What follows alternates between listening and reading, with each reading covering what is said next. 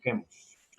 Bueno, partners, feliz tarde para todos. Bienvenidos una vez más a este primer episodio de la segunda temporada de los partners, ¿no? Como hemos venido llevando esta secuencia, y esta segunda temporada arranca con este primer episodio de lujo, en donde tendremos un webinar que tiene como título Expectativas del mercado inmobiliario primario residencial, caso Venezuela. Vamos a estar haciendo un recorrido por el comportamiento en el pasado, presente y futuro de nuestro sector primario.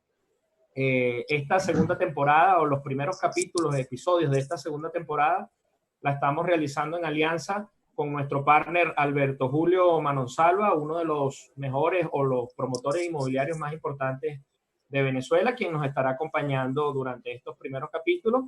Y bueno, el día de hoy también nos acompañan dos de los más importantes promotores inmobiliarios de Venezuela, como lo son Francisco Neri y Wilfrido Molina. A continuación, Tony les estará hablando y presentando a cada uno. ¿Ok? Bienvenidos una vez más. Gracias. Bueno, bienvenidos los panelistas, bienvenidos a todos los que nos acompañan esta tarde, donde vamos a tocar un tema muy importante y de algún momento olvidado en el tiempo. Vamos a hablar de un tema sumamente importante y quiero presentarles a todos ustedes quiénes son nuestros panelistas para quienes no los conozcan. Voy a leer el resumen curricular de cada uno de ellos para que tengan idea cuáles son las credenciales de cada uno. Y voy a comenzar con Alberto Julio Manonsalva, director de la empresa inmobiliaria Manrívoli, con más de 45 años de trayectoria en bienes raíces. Es promotor inmobiliario con más de 30 años de experiencia. Ha intervenido en múltiples desarrollos residenciales, comerciales, industriales, turísticos y hoteleros. Egresado como ingeniero informático de la Universidad Tecnológica del Centro. Expresidente de la Cámara Inmobiliaria de Carabobo. Ex vicepresidente de la Cámara Inmobiliaria de Venezuela. Actualmente se desempeña como director de la Cámara Hotelera de Carabobo. Es corredor inmobiliario certificado con el número 108. Facilitador del programa de formación del corredor inmobiliario FIPI. Miembro del Consejo Superior de la Cámara Inmobiliaria de Venezuela y de Carabobo. Fundador de la Data Inmobiliaria y egresado del Diplomado de Finanzas Mención Inmobiliaria. Gracias, Alberto, por acompañarnos. El licenciado Francisco Neri, administrador de empresas, graduado en The Wharton School de la Universidad de Pensilvania en el año 1983. Se ha desarrollado principalmente en las áreas de corredor y promotor inmobiliario, como también en la optimización y administración de carteras inmobiliarias familiares y corporativas. Expresidente de la Cámara Inmobiliaria de Venezuela. Y asumo aquí, aunque no lo diga, que deben ser miembro del Consejo Consultivo de la Cámara Inmobiliaria de Venezuela, porque es un derecho que tienen todos los presidentes. Correcto. Como buen jarrón. ¿Ah? Como buen jarrón chino, sí. CEO de Tenga, empresa promotora inmobiliaria que ha desarrollado múltiples desarrollos residenciales, comerciales en Venezuela. Wilfrido Molina, ingeniero egresado de la ULA en Mérida. Director del grupo Coicerca, es el vicepresidente de comercialización. Es miembro del Consejo Consultivo de la Cámara de la Construcción Nacional y del Gremio Inmobiliario Regional en Venezuela. Director de UNIAPRAVI, la Unión Interamericana para la Vivienda. La verdad que les voy a comentar algo. Cuando ellos dos nos mandaron el resumen de su currículum, fue un extremo resumen, porque su experiencia es supremamente mayor, inclusive el resumen a esto que está aquí. Pero son tres titanes del desarrollo inmobiliario de Venezuela que tenemos hoy presente aquí con nosotros. El temario va a estar basado en 7 preguntas y 3 conclusiones. Nuestros panelistas irán interviniendo en el siguiente orden. Alberto Manonsalva comienza, sigue Wilfrido Molina y cierra Francisco Neri. Tendrán 2 minutos para responder a cada pregunta que vamos a formular, y en esta dinámica vamos a ir desarrollando el temario del día de hoy. Y muy bien, comienzo con la primera pregunta para los panelistas. ¿Cuál es el alcance, la historia reciente y el presente del mercado primario residencial? Adelante, Alberto. Gracias. Bueno, quiero primero que nada agradecer a Santiago, a Edison y a Titoni por invitarme a participar en estos webinars. Y bueno, también agradecer a mis compañeros panelistas Francisco y Gulfrido por acompañarme. Y un saludo cordial a todos los que nos están acompañando hoy. Yo creo que antes de entrar en materia es importante aclarar el alcance, lo que significa el mercado primario residencial. Esto abarca todos los proyectos en construcción destinados a vivienda y que estos pueden ser proyectos de townhouses, de casas y de edificios de apartamentos. Y pueden estar destinados a cualquier estrato socioeconómico, desde el más bajo, que son los proyectos que conocemos como proyectos de política habitacional, hasta llegar a los targets más altos. Dentro de las etapas que involucra el proceso para desarrollar un proyecto primario, yo los dividiría en tres etapas. La primera etapa, que es la de planeación del proyecto, que ahí yo incluyo lo que es la compra del terreno, un análisis preliminar de la factibilidad del proyecto y la elaboración propiamente del proyecto de arquitectura. La segunda etapa es propiamente la construcción y la preventa. En esta etapa incluyo lo que es la obtención del crédito hipotecario para poder ejecutar la construcción del proyecto, la contratación del personal y de los proveedores, el inicio de la ejecución de la obra civil y el comienzo de la preventa. Y la tercera y última etapa está conformada por la culminación de la construcción, la protocolización de los inmuebles y el cierre del proyecto. Ese es el ciclo de un desarrollo inmobiliario, ¿no? Yo no sé si me puedes acompañar, Santiago, Tony, con el gráfico del comportamiento de la oferta para mostrar un poquito cómo ha sido el histórico de la oferta de los proyectos residenciales en la Gran Valencia. Ok, déjame, si quieres sigue conversando y te lo busco ahorita. Ok, perfecto. Ya lo estoy buscando. Ok, la situación actual está muy complicada. La demanda está muy disminuida por la pérdida de la capacidad de pago de la población.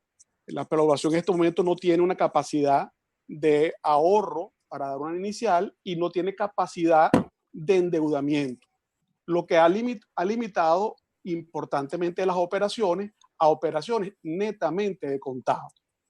Entonces, eso está generando una pérdida de las posibilidades de transacciones que por consiguiente a la vez nos está afectando los valores de las negociaciones, porque en este momento los promotores y los particulares nos estamos ajustando a las posibilidades del mercado de los compradores.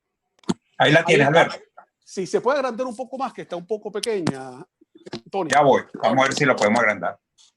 Mejor. Ok. Fíjense, esta gráfica que presentamos aquí en barras nos refleja el comportamiento de la oferta de los proyectos residenciales año por año. Esto es un estudio que venimos realizando conjuntamente la Cámara Inmobiliaria con la Data Inmobiliaria. Esto lo comenzamos a realizar en el año 2004. Recordemos que veníamos de una recesión económica muy fuerte. Prácticamente el sector estaba paralizado desde el año 99 hasta el 2004. Cuando tomamos la decisión de iniciar estos estudios, nos conseguimos que habían 65 proyectos residenciales en construcción y en preventa. Esos 65 proyectos tenían ya 4, 5 años en proceso de ejecución, pero bueno, no terminaban las obras y las ventas estaban muy, muy lentas. En el año 2005, recordemos que el Ejecutivo aprueba la ley del deudor hipotecario, la cual obliga a la banca a destinar en ese momento el 10% de la captación de recursos para ser utilizados para financiar proyectos habitacionales y también para la adquisición de bienes inmuebles. Eso generó un repunte importante. La mayoría de los promotores empezamos a desempolvar proyectos que teníamos engavetados y empezamos a ejecutarlo. Y aquí vemos en la gráfica cómo finalizando el año 2005 duplicamos la oferta del mercado a 124 proyectos. Y esa tendencia se mantuvo hasta el año 2008, que llegamos al histórico de mayor número de proyectos en proceso de construcción y preventa, que tuvimos 180 proyectos. A partir de ese año, bueno, hemos venido descendiendo en el inicio y en la oferta de proyectos, y vemos como en el 2010 bajamos a 130, 2012 a 103, el 2013 a 93, en el 2005 55 proyectos, y en este año solamente 13 proyectos están en proceso de construcción y de preventa. Esos 13 proyectos, aproximadamente el 30% son proyectos de alto target, proyectos de lujo, y el resto sí son proyectos para la clase media. Ningún proyecto destinado al nivel de estrato socioeconómico más bajo de política habitacional. Yo con eso termino la primera parte, Tony. Muy bien, entonces le correspondería a Gulfrido su participación en este momento. Adelante, Gulfrido. Bueno, muy buenas tardes para todos y sigo dándole las gracias a los organizadores de esta actividad, quienes muy gentilmente me invitaron y bueno, aquí estamos presentes. Y yo creo que es la ocasión, al menos para vernos las caras con tantas personas, con tantos amigos que teníamos tiempo sin vernos. Y yo creo que esta modalidad que hoy está ya muy vigente a nivel de todas las organizaciones la están utilizando, poder comunicarse de una manera tan sencilla desde sus hogares, tratar de acercarnos en contraposición con el alejamiento que está ocurriendo por los temas que realmente conocemos. Pero para entrar en el tema, en la primera pregunta, Tony, el cual usted dice, ¿cuál es el alcance, la historia reciente y el presente del mercado inmobiliario? Yo dividí más o menos en tres respuestas muy sencillas. Ampliando un poco de lo que dice Alberto, hablando del alcance, pues el mercado tiene dos áreas muy fundamentales, que son el mercado primario y el mercado secundario. En este caso nos estamos ocupando el mercado primario, que es el disparador de una gran actividad económica en el país. Y por supuesto, esto se inicia con el estudio de viabilidad, con el propósito de desarrollar proyectos que van desde el desarrollo de una vivienda hasta el desarrollo de grandes complejos residenciales. Esta actividad económica tiene varias fases varias fases que funcionan en cadena o pueden funcionar algunas en paralelo. Pues, y se inicia con una actividad muy importante que es la generación de suelo urbano. Me refiero en este caso a los temas de propiedad, titularidad, variables urbanas fundamentales, dotaciones de servicios públicos, todos los servicios que van asociados con los suelos, con ambientes, sismología, afectaciones, etcétera, etcétera. Y terminar con lo que es la generación de suelo urbano. Porque normalmente cuando hablamos de viviendas o hablamos de cantidades de viviendas, pues muy pocas veces, si me remito al pasado, hablábamos de lo que era la generación de suelo. Y tenemos que tener, primero que nada, suelo dotado con características para poder hablar de grandes o de proyectos pequeños. Luego, una vez que ya tenemos la generación del suelo urbano, pues empezamos a la conceptualización de un producto.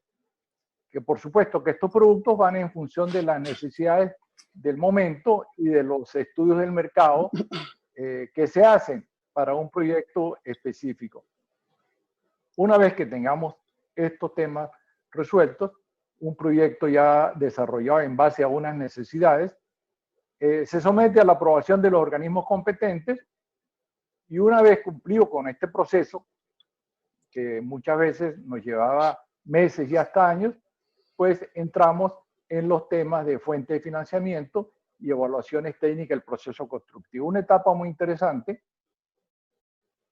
ya que de nuestra historia reciente pero pasada, no deberíamos iniciar ningún proceso constructivo hasta no tener estas variables bien controladas, saber si los insumos existían, tener la mano de obra calificada, preparada, y hacer una planeación con las diferentes herramientas de información que contamos para decir, ok, tenemos la certeza, ya tenemos el financiamiento, ok, vamos a sacar el proyecto al conocimiento de los demandantes o de los prospectos para iniciar un proceso de preventa. Y en paralelo, una vez que esta actividad se iniciaba y había una respuesta favorable, se daba inicio a los procesos de edificación, de construcción, hasta llegar felizmente a la finalización y la culminación de un proyecto para hacer las entregas e iniciar un proceso tan interesante como es hoy día los temas de venta y de mantenimiento de los conjuntos residenciales o de las casas o de todo lo que se hizo en el pasado. El tema de mantenimiento, tan importante como el proceso de construcción. Hoy día lo estamos viviendo cuando muchos productos que fueron muy buenos en el pasado se están deteriorando y todo tiene que ver con los procesos de mantenimiento de sus propietarios, sin entrar en detalles en lo que hoy nos ocupa. Bueno, esto como el alcance de lo que es el mercado. Ahora, hay un tema interesante que la segunda, dentro de la pregunta está la historia reciente. Creo que en el país ha habido una gran experiencia en el desarrollo de viviendas de todo tipo. Por fortuna fue así. Además de contar con unas excelentes universidades formadoras de recursos humanos, altamente calificados en las áreas de ingeniería, arquitectura, urbanismo y muchas otras tantas áreas que conducen al desarrollo del proceso constructivo. Nuestra historia pues, nos llevó a estar en la vanguardia de muchos países latinoamericanos en el tema de viviendas. Hubo muchísimo intercambio gremial con cámaras, las cámaras latinoamericanas de la construcción, la Federación Internacional de la Construcción, con la FIC, la Unión Interamericana para la Vivienda, una PREAVI, que este es un gremio al cual yo tengo bastante actividad, FEAXI también, del cual participé en una oportunidad, las cámaras inmobiliarias latinoamericanas, y en fin, teníamos la oportunidad de participar al año en varios congresos, ya fueran en el país o fueran en nuestros países vecinos, o sea, nos daba la oportunidad por esta actividad productiva en el sector inmobiliario y de construcción que tuvimos la oportunidad de vivir. Y por supuesto, estos eventos que se hacían con regularidad nos daba un aprendizaje inmenso y nos permitía tener una comunicación con nuestros colegas de diferentes países y bueno, todos nos beneficiamos, se benefició muchísimo el país y se beneficiaron los otros países. También hubo una actividad muy importante que la reseño aquí, el cual nosotros la vimos, que fue el intercambio de experiencia, el intercambio, incluso llegamos a hacer intercambio de personal en áreas, en estratos medios y en estratos bajos, y eso fue muy interesante porque conocimos sistemas constructivos, en el caso de México, que tuvo un desarrollo inmenso con sistemas constructivos, los empezamos a utilizar aquí en el país, y total, concluyo que la historia reciente fue muy positiva, y esa historia reciente es conocimiento que existe aquí en el país. Entonces, eso nos da fuerza o nos da motivación para continuar o para buscar las alternativas para poder seguir adelante. La otra pregunta que estaba dentro de esta misma, el presente inmobiliario. Bueno, ¿cuál es nuestra realidad hoy? Tenemos un gran reto, inmensamente grande. Pues hay una gran necesidad de que nuestras ciudades sigan creciendo orgánicamente. Pues la población no se para, la población sigue creciendo, socialmente los matrimonios y los nacimientos siguen ocurriendo, independientemente que podamos pensar de que del país se siguen yendo personas, pero de una u otra manera la rata de crecimiento del país sigue y las ciudades tienen que continuar, por supuesto, como venían continuando. Este es el gran reto que todos nosotros tenemos. En este aspecto debemos involucrarnos todos, tanto el sector privado como el sector público. El país lo demanda, la necesidad es esta, y no vamos a entrar en los detalles o en las circunstancias actuales, pero tenemos el reto inmensamente grande. Tenemos una demanda acumulada desde hace ya varios años. No hay grandes proyectos. Es decir, que potencialmente la mesa está servida. Ahora está el cómo. Ok, con esto remato con esta pregunta y me preparo para la segunda. Adelante, Tony. Gracias, Wilfrido, por tu participación. Muy interesante todo lo que acabas de comentar. Muy bien, y para concluir la primera pregunta, le voy a dar el pase a Francisco para que pueda dar su exposición. Tienes que liberar el micrófono, Francisco. Lo tienes cerrado para que comience con tu participación. Y la cámara también. La cámara, sí.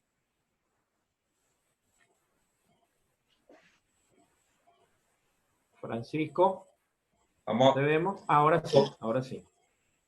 Si no, libérale la cámara y el micrófono. No, yo tengo Ahora sí. Okay, Okay. listo. Ahora sí. Sí. Bueno, después, mira, primero, muchísimas gracias por la invitación.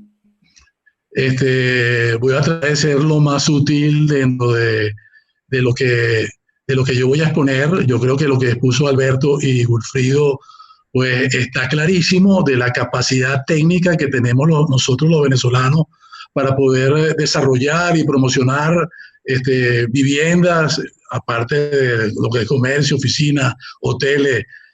Tenemos una capacidad intelectual y de preparación extraordinaria, ¿no? A pesar de que se hayan ido tantas personas de Venezuela, ¿no? Pero bueno, cuando hablamos del sector residencial, pues estamos hablando de que la gente lo que quiere es tener su vivienda y tener su derecho de propiedad pues bien establecido. Yo por eso tengo que decir que el alcance actualmente del mercado primario residencial pues es demasiado finito bajo las circunstancias actuales. Si nosotros tuviéramos unas reglas de juego claras, equilibradas, ese alcance pudiera ser enorme porque estamos capacitados para ello, ¿no? La historia, estamos hablando de la historia, esta historia de estos últimos 22 años es un sub y baja, pues, ¿no? Después que arrancamos, como dijo muy bien Alberto, en el año 2005, en el año 2008, cuando estábamos totalmente entusiasmados con todos los desarrollos habitacionales que habían en Venezuela, pues lamentablemente llegaron unas medidas donde nacionalizaron todos los medios de producción.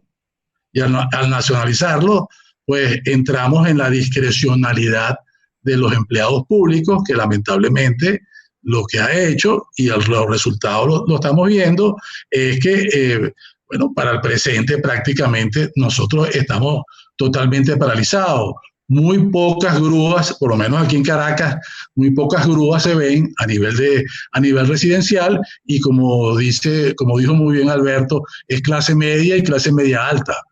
Y a pesar de todo, de ser de clase media y media alta, las ventas no han sido nada buenas en estos últimos momentos.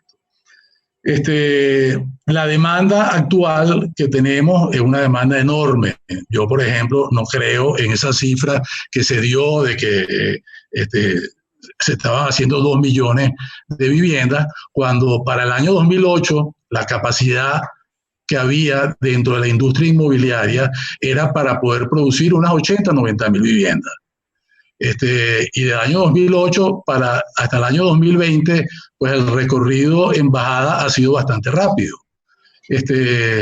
No niego, y quiero terminar siempre con el aspecto positivo que nos embarga a todos nosotros los promotores inmobiliarios, es que tenemos la capacidad, tenemos que reconstruir todas esas industrias para poder después darle a todos los venezolanos su vivienda, tanto en propiedad como en alquiler. Perfecto, gracias Francisco por tu participación. Con esto culminamos la primera pregunta y quiero hacerte una pregunta, Alberto Julio, del gráfico, y recuérdame algo del gráfico que presentaste. Vamos a abrir el micrófono.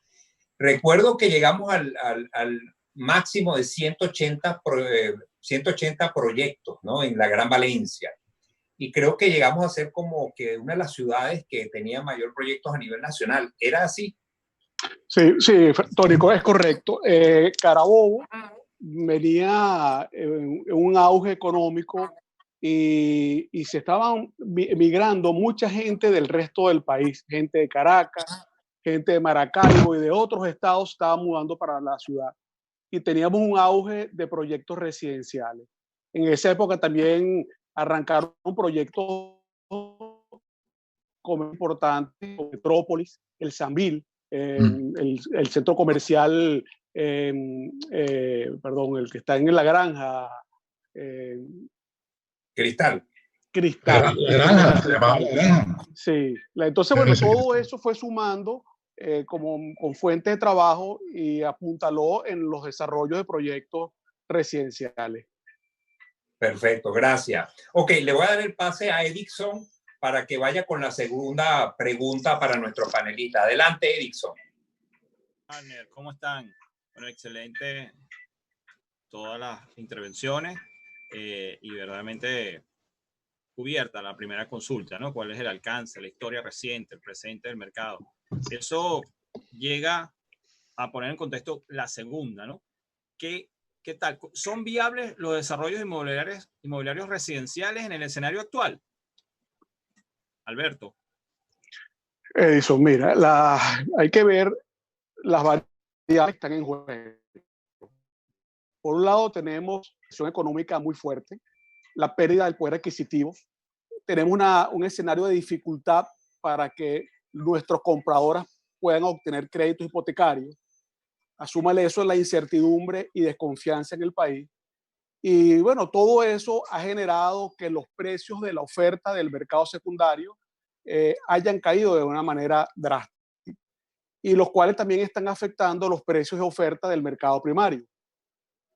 En este momento, los precios de cierres de venta están por debajo del costo de construcción, lo que no hace viable poder ejecutar en este momento algún proyecto del mercado primario. Perfecto. Ok. Señor Wilfredo. Ok. Interesante la respuesta de Alberto. La pregunta, ¿son viables los desarrollos inmobiliarios residenciales en el escenario actual? Yo diría lo siguiente. Ese es el reto. Debemos hacerlo viable en la medida en que cada sector ocupe el lugar que nos corresponde o que le corresponde y exista sinergia y contribución entre todos los sectores. En este aspecto me estoy refiriendo al sector privado, al sector público, al sector financiero, al sector industrial, en todos los sectores. Esto, el sector inmobiliario, el sector de construcción, es parte del desarrollo de la economía de un país. Recordemos que la construcción es uno de los sectores donde involucra una actividad integradora muy, muy grande en la generación de insumos, la generación de empleos, etcétera, etcétera. Es un elemento dinamizador de la economía. Hagamos un pequeño ejercicio y miremos un poco una casa, nuestras casas. Allí tenemos dentro gran parte de las cosas que se producen en el mundo. Por eso, desde una vivienda hasta un proyecto muy grande de viviendas, tiene insumos de todo tipo. Más aún cuando esa vivienda se transforma en el hogar de una familia. O sea, la integración de partes que están dentro de una vivienda es excelente o es grande. Quiere decir que le da a la economía un empuje infinito, no tiene precio. También tenemos que entender que el tema de edificación, más que construcción, es un tema financiero. O sea, aquí tiene que estar presente todo lo asociado a costos, todo lo asociado a los créditos, todo lo asociado a lo que necesita el que al fin y al cabo demanda la vivienda, porque quienes nosotros que somos los promotores o los constructores hacemos la vivienda para lo que está demandando. Entonces, todos esos elementos intervienen en un juego interesante, complejo. Entonces, remato diciendo que ese es el reto que tenemos todos, hacer lo posible. Recordemos también que en el país existe una gran cartera de proyectos. Hoy día, muchas de las empresas que hemos tenido poca o nada actividad, pues nos hemos dedicado a revisar lo que existe, conceptualización de nuevos proyectos, al menos para tenerlos en papel, listos para cuando las circunstancias nos lo permitan. Pero eso ocurre en toda parte del país, en todas las ciudades existen proyectos o cosas por hacer. Entonces, esta es buscar la manera de empezar, que es un reto interesantísimo para el país, no en particular para los desarrolladores, para todo el país. Bueno, remato con ese comentario. Gracias, señor Wilfrido. De verdad que es así. Sí, bueno, mira, antes del virus chino este, como lo llaman por ahí, la verdad que nuestro sector estaba bastante paralizado, ¿no? Primero porque falta de materia prima y lo otro, la falta de financiamiento. Pero, insisto que nosotros estamos muy preparados para poder resolver muchos problemas. Pero hay que tomar muchas medidas de orden público adecuadas y hay que brindar fuentes de financiamiento para que podamos nosotros relanzar los proyectos inmobiliarios que, como bien dice Wilfrido, pues muchos hemos estado trabajando en teniéndolos al día en la gran mayoría de ellos, a pesar de que cuando uno va a la alcaldía a tratar de renovar o de mantener los permisos, cuando te van a pedir que cancelen los impuestos, pues se le abre la galla, lamentablemente, a los funcionarios públicos, ¿no? Una de las cosas que más adelante la vamos a ver, por eso que tenemos que luchar muchísimo para establecer políticas públicas adecuadas, de manera de que no exista la discrecionalidad de los funcionarios públicos. Eso creo que en las otras preguntas lo vamos a ver, pero bueno, aprovecho que la viabilidad en este momento es corta como para también decirlo, ¿no? Tenemos que llegar a eso, a la digitalización, a la tecnología, tecnificar las alcaldías, los pedules. Eso lo tenían respuestas más adelante, pero aprovecho pues lo corto de esta pregunta, lamentablemente, para decirlo. Perfecto, Francisco. Bueno, listo. En el transcurrir de este webinario vamos a ir desarrollando seguramente toda esa problemática y bueno, conclusiones al respecto. Partner Santiago, bueno, okay, adelante ahí con la tercera pregunta. Te mandé un mensajito de el WhatsApp está colapsado. Adelante, perfecto. Partner. Entonces, entendiendo a los tres panelistas, entendiendo que tocaron el punto importantísimo del financiamiento y también todos estamos claros que nuestro negocio inmobiliario, en especial el del desarrollo inmobiliario, es un negocio de apalancamiento. La pregunta es, ¿qué alternativa de financiamiento tienen los desarrolladores inmobiliarios hoy en día? Ok. Bueno, mira, el financiamiento natural para la construcción de los proyectos inmobiliarios, el caso residencial, son los créditos que otorga la banca de los programas de política habitacional y el programa de la gaveta hipotecaria obligatoria, ¿no? Esos son los créditos que tradicionalmente han apalancado los proyectos. En este momento, ambos créditos están paralizados y también por una situación coyuntural del gobierno, porque la banca también entiende de que financiar un proyecto residencial en este momento con las condiciones del país no es viable. Entonces,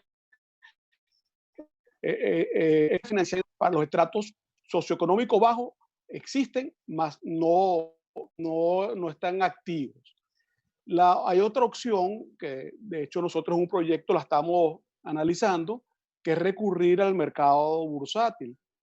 tratando de captar recursos para financiar los proyectos a través de los fondos de inversión o sociedades de inversiones colectivas.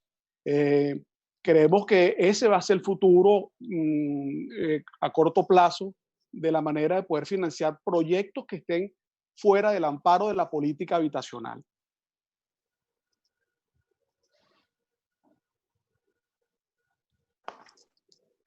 Micrófono, Santiago. Excelente, señor Gulfrido. Tiene la palabra, por favor. Respuesta corta. Ok. La pregunta es, ¿qué alternativa de financiamiento tienen los desarrolladores inmobiliarios Hoy en día, correcto.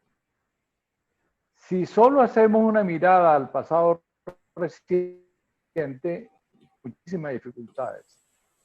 El sector financiero estuvo muy involucrado en el procedimiento de producción de edificaciones y hoy basta con hacer una revisión o tocar algunas puertas, te dirían, no hay financiamiento. Entonces, siente uno como que la rueda está realmente trancada, y realmente está trancada. Pero tenemos que ser, no agotarlos, tenemos que ser lo suficientemente creativos para llegar a la producción y el financiamiento para que una familia pueda adquirir una vivienda y formar allí su hogar. Alberto decía una alternativa, sí, me parece interesante, tenemos que explorar, pero aquí son dos temas interesantes. Podemos conseguir recursos para edificar, pero el gran tema importante es conseguir recursos para poder financiar los que devengan estas viviendas. Cuando estamos hablando de viviendas masivas o de proyectos para el sector medio o estratos más bajos de la población. O sea, el tema está en el crédito. Yo recuerdo que unas oportunidades cuando iba al comienzo, nosotros tenemos un proyectico en Panamá, cuando íbamos inicialmente me sorprendía que allá no te vendían una casa cuando íbamos a esas exposiciones tan buenas ahí en el centro comercial de Atlapa. Más que venderte un producto, más que venderte un apartamento, una casa, te vendían era un crédito. O sea, ese es el producto fundamental. Entonces, quiere decir esto, que el tema financiamiento tiene que estar presente y tiene que estar asegurado el momento en que nos decidimos a desarrollar un proyecto. Y aquí es donde es importante buscar experiencias distintas a las cuales estamos acostumbrados. Yo también recuerdo que cuando aquí había una bonanza interesante en los sistemas financieros, oía a mis colegas argentinos y decían, bueno, no tenemos sistema financiero, no tenemos financiamiento para los largo plazo.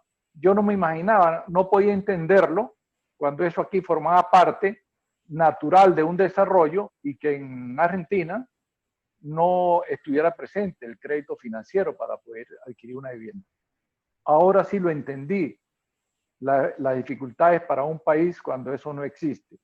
Pero yo creo que tenemos que ver experiencias en otros países, y las hay, tenemos que buscarlas. Y claro, atreverse uno a tener experiencias con toda la prudencia del caso, pero sí empezar a probarlas aquí en el país. Yo pienso que las alternativas tienen que haber. No esperemos que nos lleguen las condiciones a las cuales nos acostumbramos aquí. Tuvimos una bonanza interesantísima, que el país se benefició mucho, porque ahí está la gran cantidad de unidades que se hicieron en todos los sectores y de todo tipo. Pero tenemos que buscar alternativas novedosas. Y yo sé que en el mundo las hay. Excelente, excelente. Francisco, por favor. Bueno, sí, lamentablemente, pues al día de hoy, pues no tenemos, en Venezuela no tenemos ninguna posibilidad, a menos que tú quieras salir a construir con tus propios fondos, pero al final te va a pasar que vas a conseguir en el mercado secundario una vivienda actualmente sin tener que esperar 1 año y medio o 18 meses para tú poder entregar la vivienda que estás haciendo, y la vas a conseguir a precios muchísimo más bajos que el precio de construcción, ¿no? Entonces, yo creo que bajo las reglas actuales está paralizado. Prácticamente tenemos una banca que creo que con $40 millones cuando llegó a tener, creo que fueron 500.000 millones de dólares, ahorita con 40 o 50 millones de dólares, te comprarías toda la banca. Entonces, bueno, esas son las condiciones actuales en este momento. No podemos salir a construir. Las pocas construcciones que hay, que todavía quedan en nivel residencial, muchas fueron apalancadas a través de la banca, los últimos créditos que se otorgaron, pero muchísimas de ellas están paralizadas o requieren de fondos para poder terminar. La otra es que vengan capitales de afuera, pero para venir capitales de afuera tenemos que tener reglas de juego claras. Y los capitales de afuera que quieren venir, creo que quieren venir a comprar lo que ya está hecho y poder esperar tal vez un tiempo, 4 o 5 años, a que el país pueda cambiar y tal vez ver mejores condiciones. Creo que si llegamos a tener condiciones y políticas claras, podemos conseguir todas las fuentes de financiamiento posibles. Y el Estado al que le toque en ese momento, pues también tendrá que proveer fondos para que los sectores más necesitados puedan llegar a tener el crédito hipotecario a largo plazo para que la rueda se pueda seguir manteniendo y puedan seguir cada día más gente a tener crédito a largo plazo. Excelente. Bueno, agradecido por esa pregunta. Tony le va a estar realizando la cuarta pregunta. Sí les quería pedir, por favor, tratemos de ser un poquito más cortos con cada respuesta, cada participación, porque ya tenemos alrededor de 56 minutos y todavía nos falta desarrollar un poquito del tema. ¿Sí? Tony. Ok, interesante todo esto. Hay una pregunta recurrente o han solicitado recurrentemente que hablemos un poco más del tema financiero. Les quiero comentar a todos los que están participando hoy que este es el inicio de una serie de varios webinarios que se van a realizar. En este estamos hablando del mercado inmobiliario primario residencial. Vamos a tocar luego el comercial, vamos a tocar la parte industrial y logística, hotelera, y vamos a tocar la parte de financiamiento, finanzas y el fintech. De manera que en esta serie vamos a conversar de la parte financiera. Por eso no estamos ahondando mucho hoy en esta parte. Ahora bien, desde el punto de vista del constructor, lo que se llama el financiamiento a corto plazo, que es el desarrollador, financiamiento a 2 o 3 años, pero vamos ahora a la otra cara de la moneda. Tenemos a un comprador que también requiere financiamiento. Y la pregunta es, ¿podemos comprar una vivienda financiada en preconstrucción hoy día? Alberto. Tony, fíjate, lo interesante de comprar un inmueble en preventa son las facilidades de pago para ir abonando el inmueble en la medida que se va construyendo el proyecto. Y una vez que el proyecto está listo, que tiene la habitabilidad, el comprador decide si lo paga, el diferencial lo paga de contado o toma un crédito a largo plazo. Lamentablemente, por la situación del país, la hiperinflación que estamos viviendo, no permite implementar un esquema de pago durante la preventa, por lo obvio que es la pérdida del valor del bolívar. Habría que buscar alguna manera que el precio y estas condiciones de pago se pudieran pactar en una moneda dura para que pudieran existir esas facilidades de pago y ese atractivo que tiene la preventa.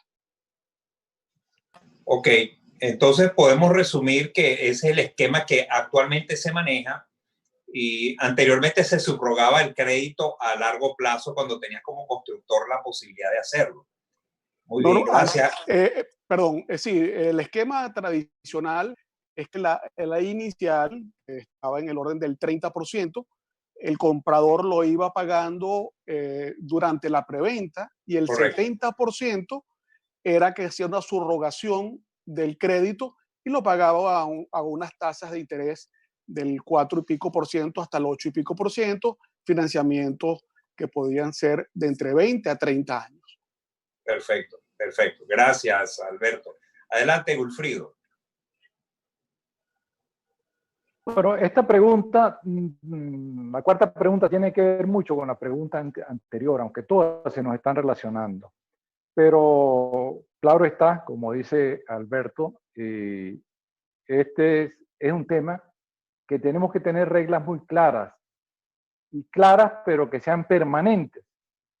Tenemos que revisar, el estamento legal tiene que estar perfectamente definido, porque esto tiene que ver con recursos a largo plazo, el comportamiento de recursos a largo plazo, que genera unas condiciones que las tiene que cumplir el que ofrece y las tiene que cumplir el que recibe también el producto. Entonces, si eso no está claro, pareciera que el juego está trancado.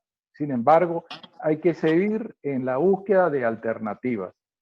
Pero este es un tema de reglas claras. En esa medida serán recursos propios, serán recursos de los venezolanos, serán recursos del extranjero, etcétera, etcétera. Pero eso es lo fundamental.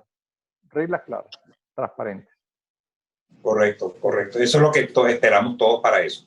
Gracias, Wilfrido. Adelante, Francisco, cerrando la cuarta pregunta del día de hoy. Sí, Tony, yo lo veo muy difícil, ¿no? Hoy prácticamente es imposible. Siempre menciono el ejemplo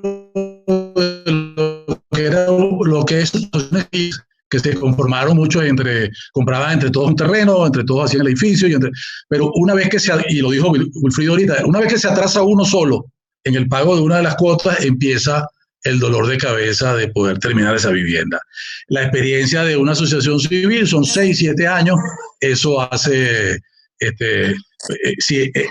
con reglas de juego más o menos claras pasaba eso. Imagínate hoy en día cuando los costos de construcción, tú prácticamente tú no sabes lo que te va a costar el saco de cemento la semana que viene. Lo sabes hoy porque lo compraste, pero no lo sabes la semana que viene. Yo creo que sin las reglas de juego claro, no vamos a poder hacer eso. Existen formas como en Estados Unidos, que tú tienes tu proyecto, tienes tus precompradores, porque puedes tener 4 o 5 precompradores ya aprobados y el banco te puede dar el dinero para tú, justo con lo que tú pones más lo que pone el banco, poder terminar la obra y después subrogar crédito a largo plazo para cada uno de los compradores. Eso se puede hacer, pero con reglas de juego muy claras. Gracias, Francisco. Definitivamente eso es algo que coinciden todos y para volver a tomar una normalidad el factor confianza es vital y las reglas de juego muy claras. Vamos con la quinta pregunta y le doy el pase a Edison para que la formule. Gracias, partner. Bueno, indudablemente que todas estas consultas vienen ligadas, ¿no? Entonces vamos a poner en contexto ya esta quinta pregunta de que ¿cuál será el nuevo diseño en los desarrollos inmobiliarios residenciales post cuarentena? Alberto.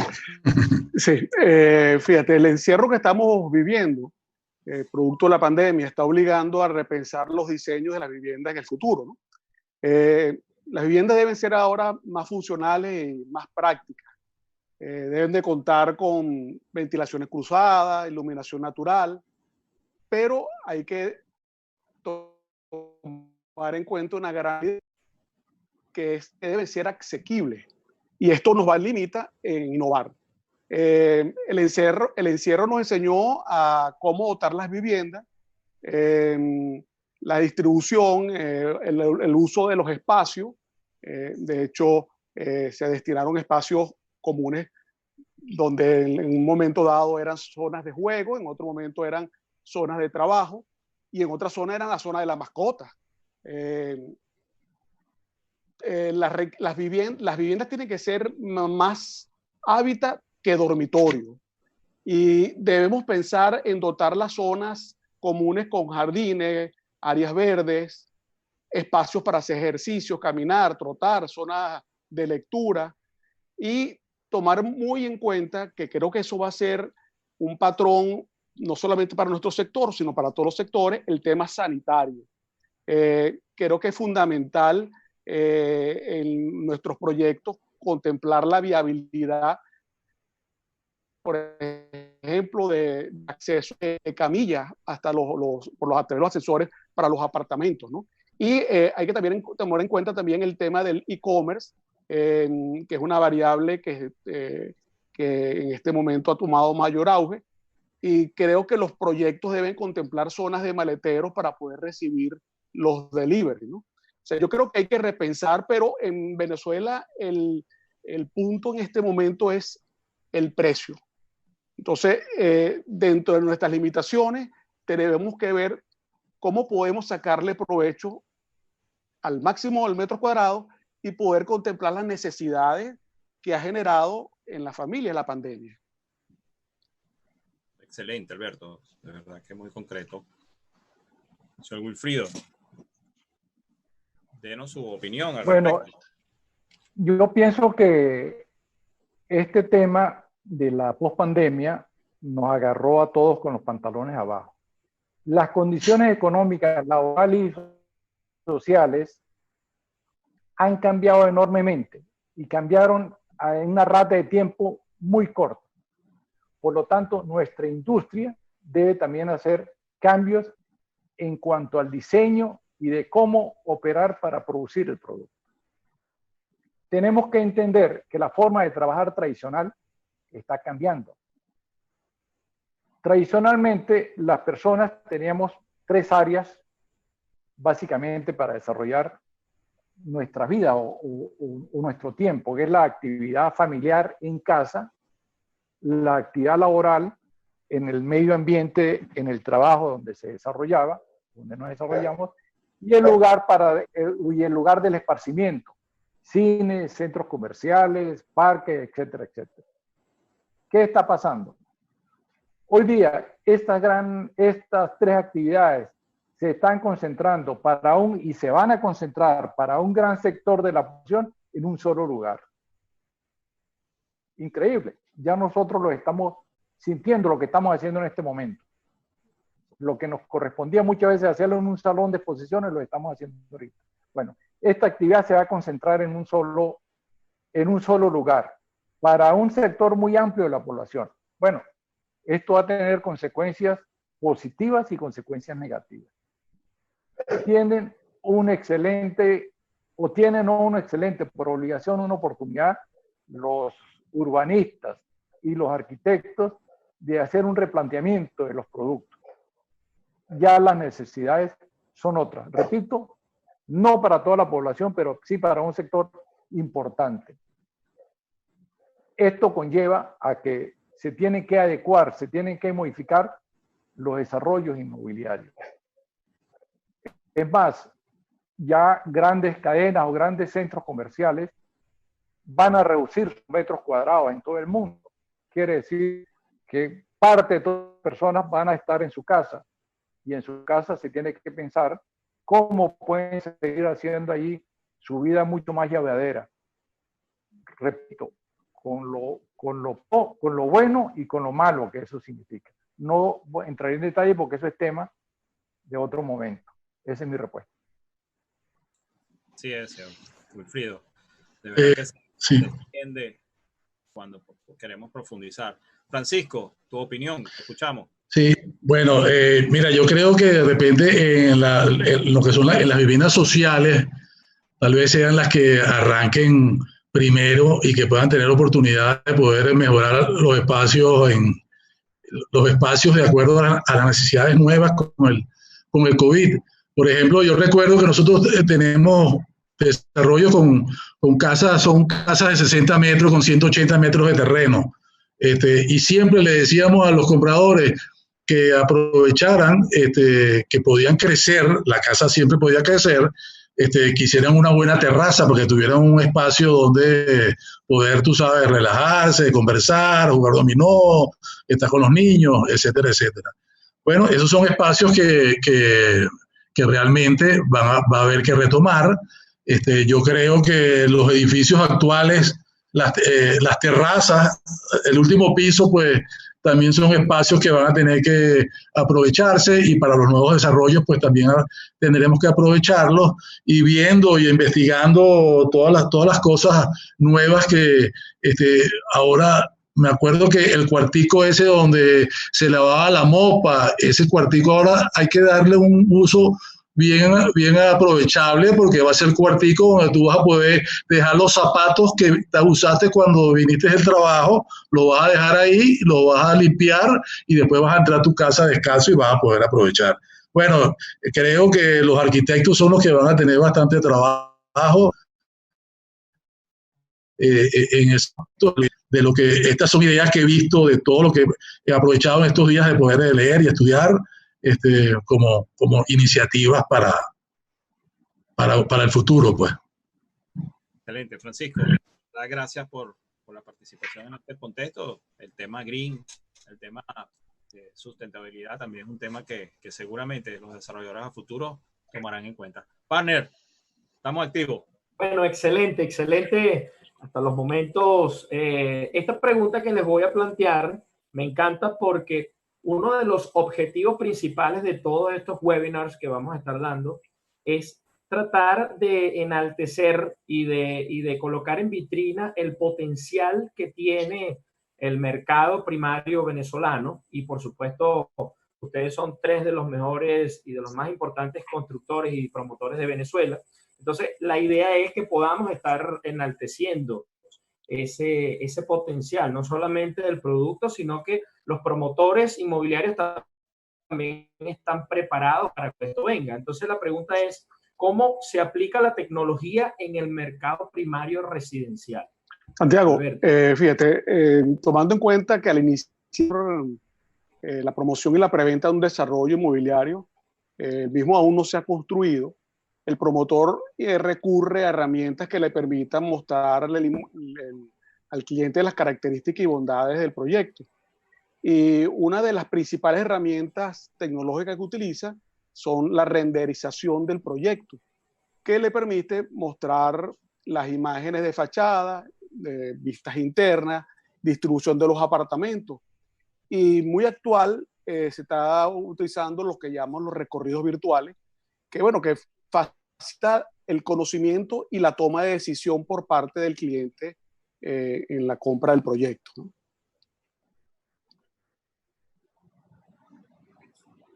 Excelente, gracias Alberto. Señor Gulfrido. Okay. Yo esta quiero conectarla un poco con la anterior, o sea, con el tema de pospandemia. Yo pienso que de cómo sacarle provecho a las herramientas que tenemos hoy día para poder aprender cómo funcionar en la parte de construcción y en la parte comercial.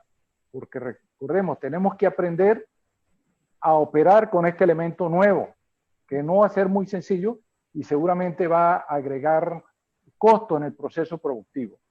Por ejemplo, en el tema de construcción tenemos que replantearnos cómo emprender el proyecto, porque estamos hablando de gente, estamos hablando del recurso humano. No es el recurso humano que trabaja en la casa, es el recurso humano que trabaja en campo.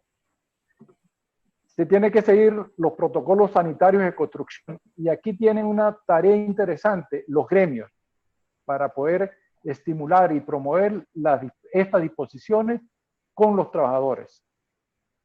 No va a ser tan fácil, pero tenemos que entrar por ahí. Los temas de distanciamiento social, los temas de exámenes médicos ocupacionales, la evaluación del personal de alto riesgo en función de cada una de las actividades que en los proyectos para el ingreso, llámese clientes, proveedores, técnicos, obreros, en fin, para todo el personal. Las provisiones de salir de su ambiente de trabajo fuera de los horarios. La desinfección de los sitios. La incorporación de los elementos de protección. La prevención en los ambientes sociolaborales. O sea, cómo se va a funcionar en un comedor donde tanta gente va valga la redundancia, a comer a la misma hora. Cómo hacer la programación de los horarios. Cómo trabajar con los vestidores en los baños para evitar las altas conglomeraciones de gente. La limpieza en los ambientes de trabajo en los baños. O sea, son muchas las acciones que tenemos que hacer para lograr producir el inmueble que se va a comercializar. ¿Cuáles son las recomendaciones que llevarán a futuro los trabajadores en el transporte que utilicen, sea transporte público o sea transporte privado. O sea, esto es un tema interesante, el cual tenemos que hacer uso también de las herramientas que tenemos en este momento para ser eficientes. En el área comercial, tenemos que hacer una reorganización del plan de acción para lo que resta del año y para los próximos años. No podemos seguir actuando de la misma manera. Tenemos que obtener información valiosa de sus clientes para dirigir acciones comerciales en la parte de los clientes que aún siguen activos. En el caso, les quiero reseñar, en el caso de Chile, Colombia y Perú, al día de hoy ya tienen más de 10.000 contactos, más de 10.000 respuestas de los contactos que han emprendido las empresas y los gremios con sus clientes. ¿Cuál va a ser la tendencia del que tiene una opción de compra? ¿Se va a retirar? ¿Por qué se va a retirar? ¿Lo va a poder pagar? ¿No lo va a poder pagar? El enfoque para poder reorganizar el plan de ventas. Debemos que examinar un poco lo que ocurrió con los últimos 12 meses con nuestros clientes para poder potenciar nuestros cuestionarios para los clientes que van a entrar. Entender cuál es la situación del COVID-19 en sus diferentes etapas, en la etapa de búsqueda, en la etapa de opciones, en la etapa de entregas y en el tema de postventa. Determinar cuál es la afectación en el ciclo de ventas, cuál es el porcentaje, evaluar los desistimientos que están ocurriendo en los proyectos. Entonces, esto es un tema que nos agarra desprevenidos y en el cual tenemos que profundizar. Esto es lo que nos va a dar una enseñanza y una lección para poder enfrentar los próximos proyectos en el área comercial y en el área de la construcción. Eso fue.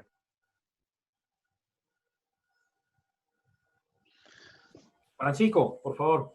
Sí, mira, yo creo que está muy bien dicho por lo que dijo Wilfrido y Alberto. Yo creo que vale la pena hacer un webinar especialmente para eso, porque los métodos que hay para tú poder, para que lo que se está hablando, pues, para que una persona se llegue a decidir a comprar una vivienda después de haber visto video, la foto, el lugar, los espacios, cuando vaya a tomar la decisión, voy a ir a ver uno de miles que vi. Y tal vez ese uno que vio es el que quiere comprar, y después que va a comprar, no quiere firmar, no quiere tocar ni un papel. Va a agarrar el celular y con el celular es que va a poder firmar la firma digital y el pago digital. Creo que es un tema muy amplio que hay que hablarlo con bastante detenimiento y bastante detalle que estamos descubriendo, pero mucho. Así es. Perfecto. Tony. Muy bien, interesante el tema tecnológico y les comento que como punto informativo en los Estados Unidos ya se están habilitando lo que se llama los cierres remotos, igual que las notarizaciones remotas, dado por este encierro y esta cuarentena que se ha implementado en distintos estados. Y está, por ejemplo, el condado Miami-Dade y Broward, que es un condado que mueve al mes entre ventas de propiedades residenciales solamente 1.5 billones de dólares, para que tengan la idea de lo grande del mercado, y el pararse pues no es una solución. En el tema, en muchos países, las comunidades de renta son viables porque existen unos factores económicos que lo permiten y leyes que soportan ese tipo de comunidad. En Venezuela, ciertamente, el factor para rentar residencial y comercial ha cambiado durante los últimos años. Luego de consolidar una ley en el 99, empezaron a desmembrarla y ahora tenemos 4 leyes de arrendamiento. Y aquí viene mi pregunta para ustedes. ¿Construir para rentar es negocio en Venezuela? Tony, sí. Como tú dices, la demanda de viviendas en alquiler es la tendencia creciente en el mundo. Y hay que tener claro que no todo el mundo está interesado en comprar un inmueble. Muchas personas, por alguna razón, prefieren rentar una vivienda. Y este nicho de mercado en Venezuela es nulo. Pero es interesantísimo poder analizar un cambio en el marco jurídico que permita garantizar a los promotores inversionistas el retorno y la seguridad de su inversión, y por otro lado crear un esquema de financiamiento a mediano plazo que le permita la recuperación del capital invertido. Y definitivamente sí sería un gran negocio y pudiera convertirse incluso en el impulso que la economía venezolana requiere para su reactivación. Correcto, es así, es así. Gracias, Alberto, por tu comentario. Gulfrido, adelante con tu comentario. La pregunta, ¿construir para rentar es negocio en Venezuela? Hago un inciso. Si tomamos la experiencia de otros países, el caso de Europa y mismo Estados Unidos, esta actividad sí es rentable y muy rentable. Ya es un tema de cultura. Pero en nuestro país no tenemos experiencia reciente en esta área y CELAI fue muy puntual.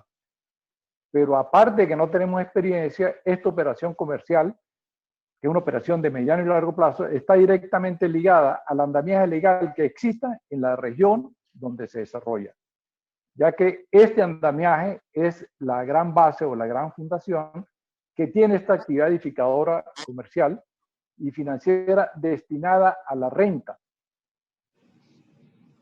que en nuestro caso será un anhelo de quienes estamos en el sector poder contar en algún momento con las condiciones para poder desarrollar para la venta.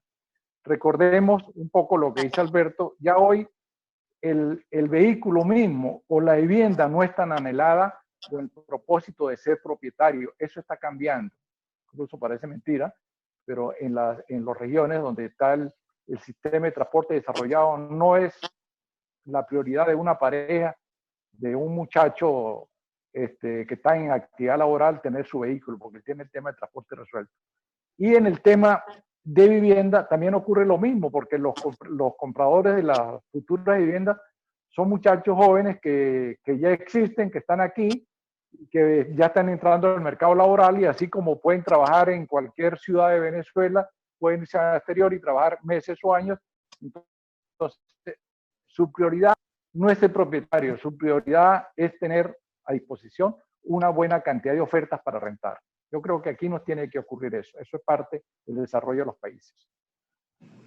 Gracias, Gulfrido. Y ya que lo menciona, la próxima generación de compradores sobre la que ya debemos estar trabajando son los millennials. Los millennials lo menos que quieren es una deuda hipotecaria. Ellos quieren tener libertad y movilidad. No quieren sustituir el viajar por una deuda. Ellos quieren moverse de país en país, ciudad en ciudad.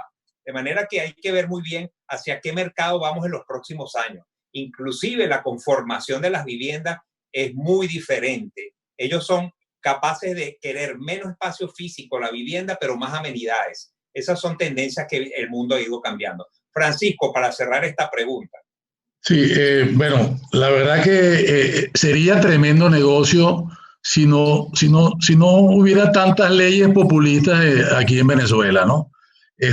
Porque fíjate que nomás empezó lo del COVID, ya tiraron un decreto donde te dije para no alquilar, para no cobrar los alquileres, pero una vez que lees el decreto te dan la posibilidad de una renegociación o bueno, no pagues ahora, pero págame después. Cosa que ya hicieron los grandes fondos inmobiliarios en Estados Unidos. Inmediatamente declararon la cuarentena, inmediatamente llamaron a cada uno de sus inquilinos y les dieron las alternativas de refinanciamiento, de pagar en 2 años los 3 meses que debían, ese tipo de cosas. Con reglas claras se puede hacer. Y en Venezuela se hizo, porque la Candelaria, la mayoría de los edificios de la Candelaria en Caracas era propiedad de una familia, de unos individuos, y todos esos apartamentos eran alquiler. La gente que vivía ahí pues estaba feliz y pagaban sus canos de arrendamiento. Después fue que, bueno, fueron variando las cosas.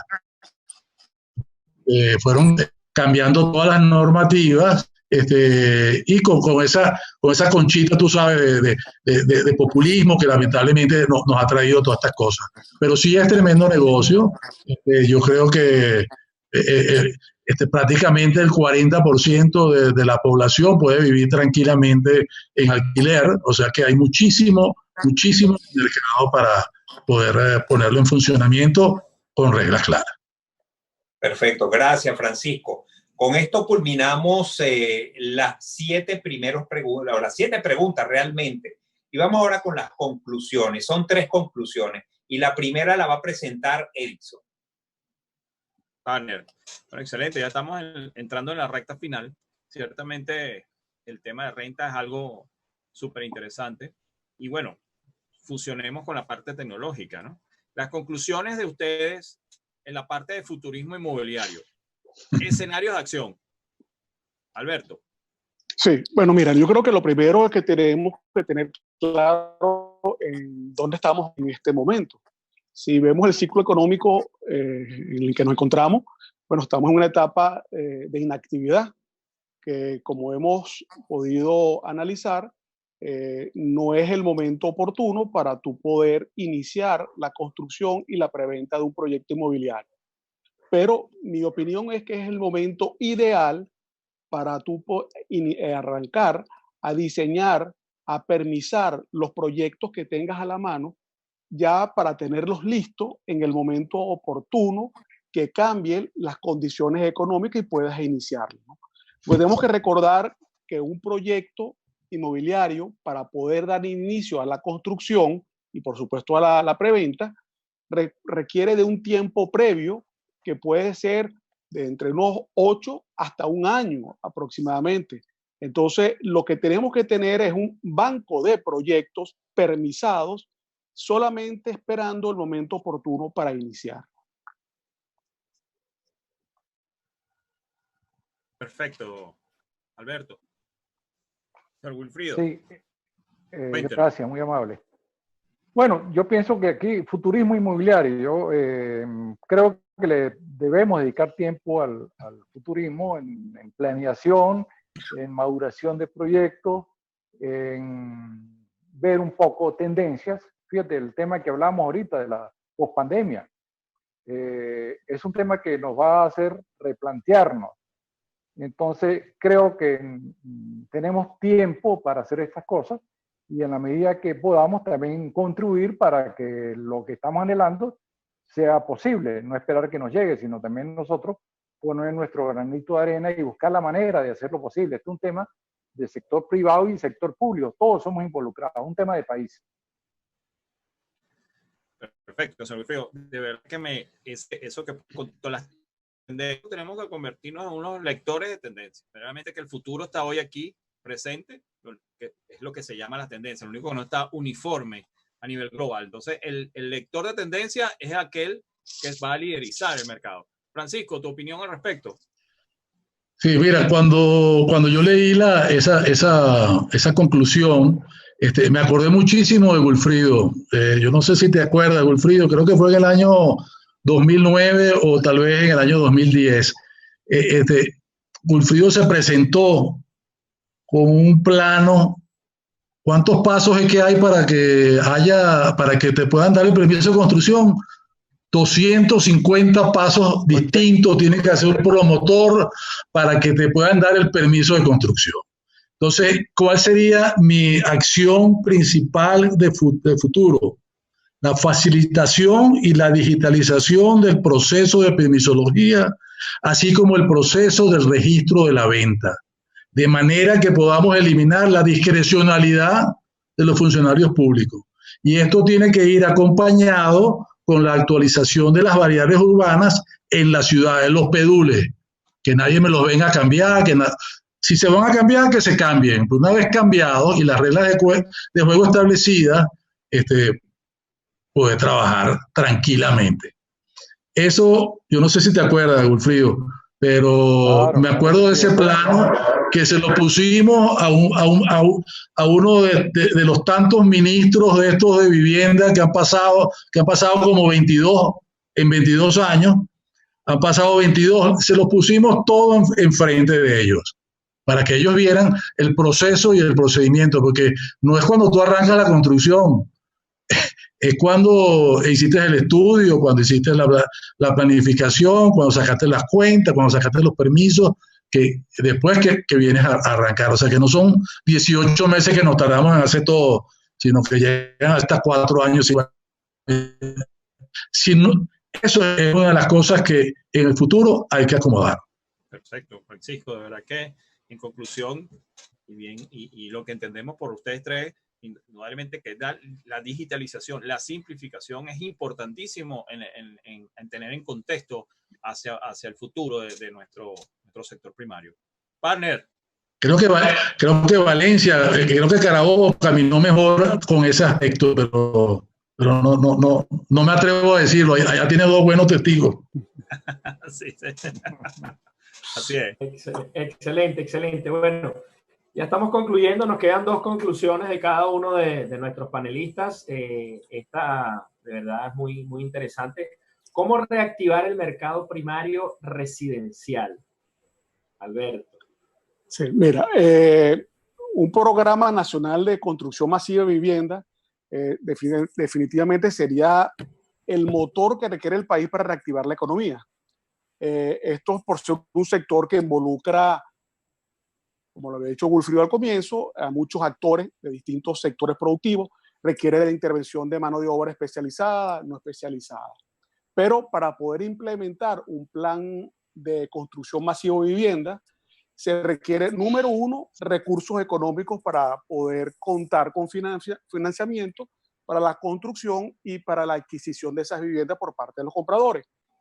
Y lo segundo, que es una de las variables que nos está afectando, es aumentar la capacidad de pago de la población para que puedan tomar los créditos.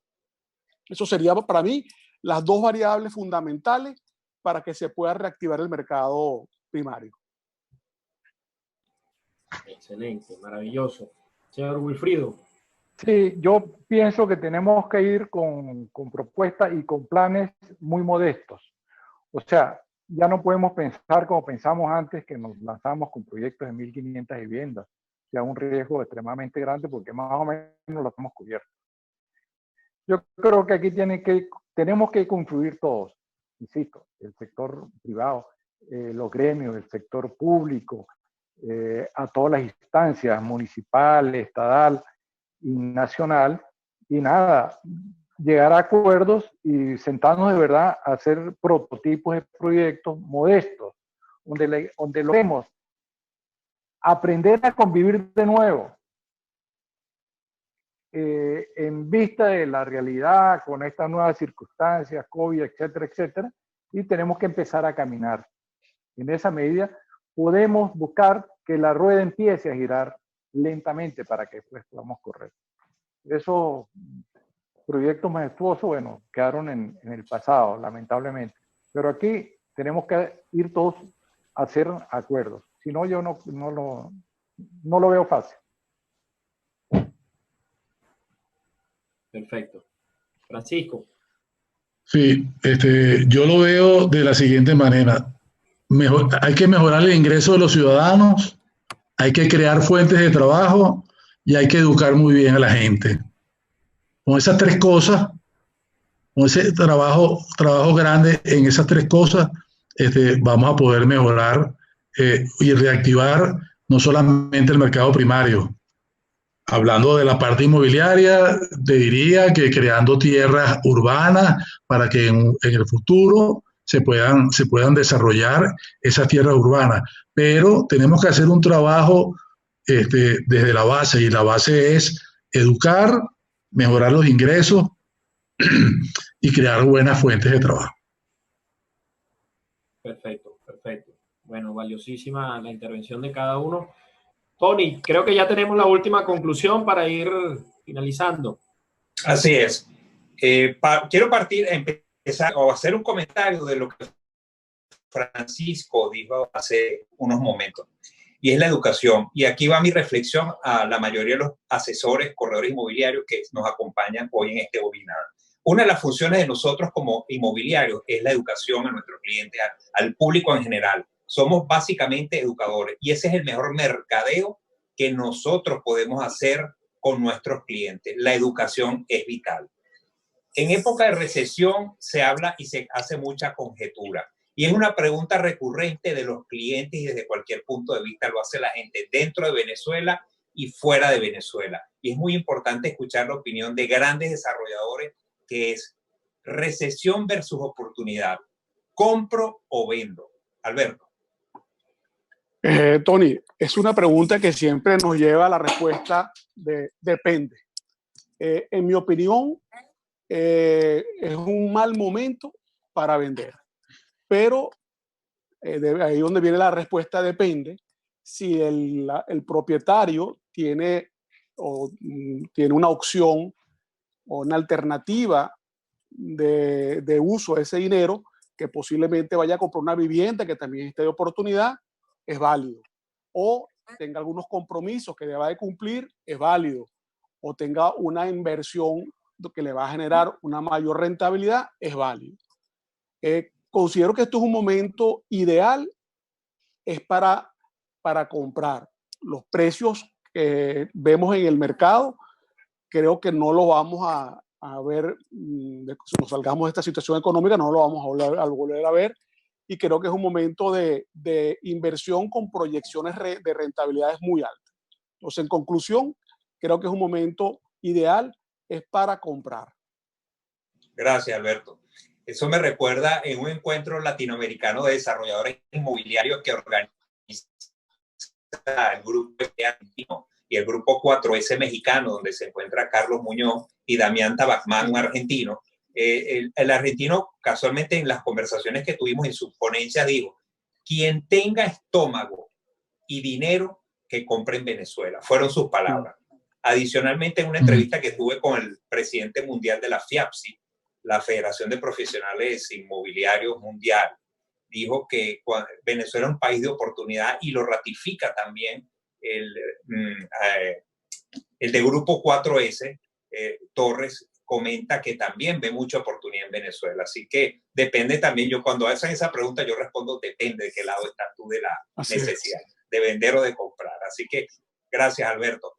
Gulfrido, me encantaría escuchar tu opinión. Un momento perdí la señal, pero creo que ya estoy al aire nuevamente. Sí. Definitivamente tenemos que generar el mercado de compradores, porque si construimos es para vender el producto o para alguien. Si no generamos, la clave está en generar fuentes de empleo.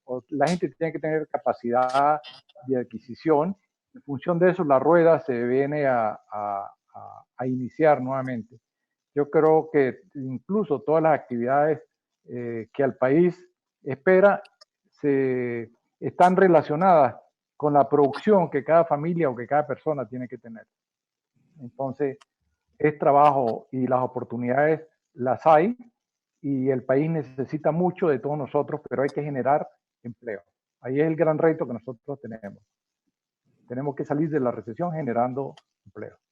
Así es, tal cual. Gracias, Gulfrido. Adelante, Francisco, con tus comentarios.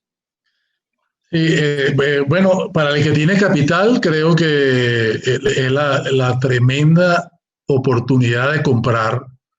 Y tú me dirías, bueno, pero voy a comprar ahorita con todas estas circunstancias, ¿cómo están? Bueno, los precios están muy por debajo de lo que cuesta construir todos esos desarrollos, todas esas viviendas. Y si tienes capital y puedes esperar un tiempo prudencial, pues bueno, es una buena oportunidad. También para el que tiene que vender económicamente o vender barato, tiene la oportunidad también de comprar barato. Lamentablemente estamos en esa coyuntura actualmente, pues. Los precios están muy, muy, muy por debajo de lo que realmente es, y es una tremenda oportunidad para quien lo pueda hacer. Así es. Gracias, Francisco. Con esta última conclusión hemos ya finalizado este webinario de Más Interesante. Y hay mucho que hablar, muchísimo que hablar. La verdad que es mucho que hablar. Le voy a informar a todos que esto se pondrá en YouTube. En los grupos se les informará posteriormente. Quiero agradecer profundamente a nuestros panelistas, a Alberto, a Wilfrido, a Francisco por su participación, su tiempo, por hacer titanes inmobiliarios de Venezuela, que siguen apostando a Venezuela y saben que esto va a ser diferente en el día de mañana. Gracias a todos ustedes, a toda la audiencia. Edison. Perfecto. Vamos a la ronda de preguntas, ¿no? Vamos a entrar. Aló. Ok. Bueno, entrando en caliente, ¿no? Y atando un poco más las conclusiones, creo que extraigo aquí algo bien interesante, que es nos consulta Marilyn Mercedes, nos coloca cómo convencer a futuros compradores de otros países a ver atractivo el mercado inmobiliario en Venezuela. Alberto. Ok, sí, mira, desde mi punto de vista, eso se convence con números. Básicamente, mostrar el comportamiento de los precios del mercado primario y mostrarle en el nivel que están en este momento, cualquiera va a ver que hay una posibilidad y un margen de utilidad enorme en el momento que hay un cambio. Entonces, yo creo que la manera de convencer a cualquier inversionista es con números, es mostrarle la posible rentabilidad de lo que va a ser su inversión. Perfecto. Señor Wilfrido, ¿qué opina sobre esa consulta? ¿Cómo ve ese panorama a la hora de poder convencer a futuros inversionistas internacionales? ¿Cómo podemos plantearnos ese tema? Sí, bueno, es que hay dos puntos de vista, dos aristas, le veo yo. A un inversionista que viene a hacer compras de viviendas ya construidas, el tema es muy distinto a un inversionista que viene a apostarle al mercado primario. Yo me enfoco por el mercado primario porque, bueno, este es el tema y es nuestra área, y la única forma de generar confianza es mostrando las cosas que se hacen o que se van a hacer, pero con realidades, con sustento. Hasta que eso no ocurra, no es fácil que alguien a ojo cerrado ponga recursos en un proyecto. Pero sí es factible, hay mucho interés y sí es una gran oportunidad. Tenemos que convertir eso en una oportunidad.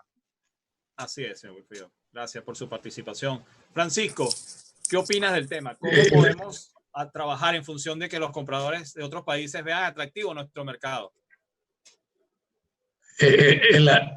Bueno, los inversionistas hacia el mercado primario lo veo bastante difícil, pero hacia el mercado secundario sí es bastante probable, ¿no? Porque, bueno, ya lo dijimos en las conclusiones, el metro cuadrado vendible hoy en día de lo que ya está hecho es muchísimo más bajo que lo que cuesta a construir algo nuevo hoy en día. Entonces ahí es donde los inversionistas, donde los capitales que se atreven a invertir van a estar dispuestos a correr un riesgo de 3, 4 años, sabiendo que estoy comprando una propiedad que la puedo alquilar, inclusive tomar el riesgo de alquilarla por un tiempo hasta después que la situación mejore y pueda entonces realizar mi ganancia estipulada. Excelente, Francisco. Sí, yo siempre también... Y la forma, muy bien lo dijo Alberto, los números tienen muchísima importancia, ¿no? El historial de lo que ha ocurrido en Venezuela durante todos los ciclos de bajada y de subida. Así es, Francisco. Y como bien lo dices, los números hablan. Y los números, como yo a veces converso con varias personas, ¿no? Tenemos a Venezuela como un campo virgen, ¿no? O sea, ¿qué pasa con eso? Aquí no debemos nada. La gran mayoría de los que tenemos somos propietarios de nuestras casas, locales, oficinas, galpones. Técnicamente estamos en cero porque el proceso de hiperinflación jugó en ese punto hacia nosotros, ¿no? Y ese es un contexto que hay que tenerlo presente porque el día de mañana la parte de apalancamiento con la banca puede entrar en funcionamiento en muchas diversas escenarios, ¿no? Entonces, yo creo que por ahí viene también el poder tener una partner. Bueno, excelente. Yo creo que ya podemos ir finalizando. Ya tenemos 1 hora 44 minutos Wow. de interesante contenido de valor para toda la comunidad venezolana y latinoamericana. Y voy a tomar aquí la palabra de Gustavo Sequera, que dice: excelente ponencia, que se repita, gran aprendizaje de los grandes. Muchas gracias. Es así. Gracias a todos, Alberto, Francisco, Wilfrido, de verdad honrados de tenerlos acá el día de hoy, y por supuesto que se va a repetir, porque el día miércoles de la próxima semana tendremos el segundo episodio de la tercera temporada con los partners. Estaremos la segunda temporada. La segunda temporada estaremos hablando del mercado primario de uso comercial, en donde también tendremos a Alberto Manosalva como nuestro invitado y a dos personajes más del sector primario, de la parte comercial. Sí, bueno, agradecidos a todos. Tony. Gracias a todos. La verdad que reitero las palabras que dije hace rato. Unos ponentes de lujo. Gracias por el tiempo, Alberto, Wilfrido, Francisco y todos los que nos acompañaron a este webinar. No se pierdan los que vienen, que van a ser temas como este, y este va a ser el formato. Preguntas y respuestas a los panelistas con conclusiones finales. Gracias a todos y que tengan una feliz tarde y feliz noche. Gracias. Muchísimas gracias a todos los presentes. Muy amable. Que tengan una feliz tarde, que la pasen bien, cuiden a su familia y mantengan la toma de precauciones. Así es. Así es. Muchas gracias, señor Wilfredo. Bueno, por aquí nos quedamos un ratico leyendo los comentarios de todos. Arturo Fachín: mi gratitud para los organizadores y panelistas. El mercado inmobiliario venezolano está limitado al mercado secundario. El mercado residencial corresponde a un 80% del portafolio de inmuebles. Cuando se mueva el mercado primario residencial será inicio de la recuperación. Saludos y bendiciones. Es así. Un abrazo, Arturo. Excelente. Bueno, estamos listos, mis partners. ¿Listo? Un abrazo para todos. Hasta luego. Que estén muy bien. Un abrazote a todos aquellos amigos que están del exterior, por allá en España, en el sur, en Argentina, en Chile. Nuestro amigo Cheche Moreno, en España, que creo que nos está oyendo. Un fuerte abrazo. Bueno, muy buena iniciativa. Los felicito a ustedes, los organizadores. Estamos para aportar nuestro granito de arena por Venezuela, que tanto nos ha entregado a nosotros y tanto debemos. Gracias, señor Wilfrido. Gracias. Muchas gracias por la invitación. La verdad que se pasó volando el tiempo y muy agradecido, y saludos a todos. La verdad que a los que estamos aquí adentro y a los que están allá afuera también.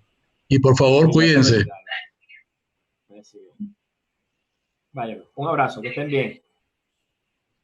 Chao.